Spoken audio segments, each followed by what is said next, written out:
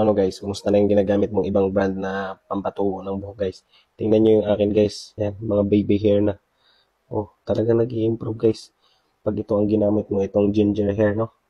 Walang science base mga idol, no? Ito ay natural na gawang ginger talaga mga lodi, no?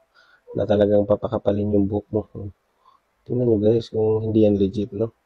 Sa dami kong ginamit na kung ano-anong product mga idol, ito yung highly recommend ko sa inyo para sa inyong buhok.